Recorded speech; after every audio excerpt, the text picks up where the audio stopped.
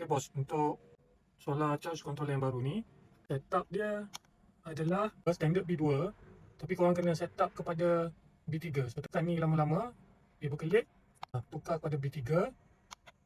Bila dia dah pada B3 ni, ikut instruction ni, float voltage untuk B3 ni dalam 14.6, discharge disconnect standard 11.8, tapi korang kena tukar ke 12.5, dan discharge stop korang kena setup ke 12.5. Discharge reconnect ni dalam 12.9 ke 13. So sekarang main display 13. Lepas ni akan float voltage 14.6. Yang ni tak boleh tukar. Lepas tu discharge reconnect. Okay, discharge reconnect ni kena tukar ke 12.5 ke 45. Lepas tu biar dia save setting tu.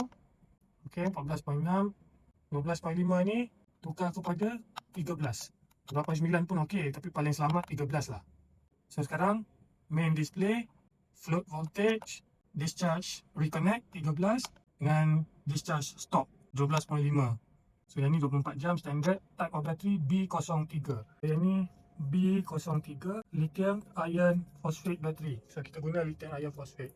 So yang tu lah syarat dia, memang wajib setting ni lah B03. Sebabnya yang baru ni, kalau kamu disconnect, kamu putuskan litar bateri ni, dia akan balik kepada B02. Jadi kamu kena tukar balik kepada B03. Kalau B02 ni rendah sangat cut off dia. Bila rendah sangat cut off, bateri ni boleh jahanam. So bateri jahanam memang kena tukar bateri lah. Mahal pula lah. Okey lah, itu saja.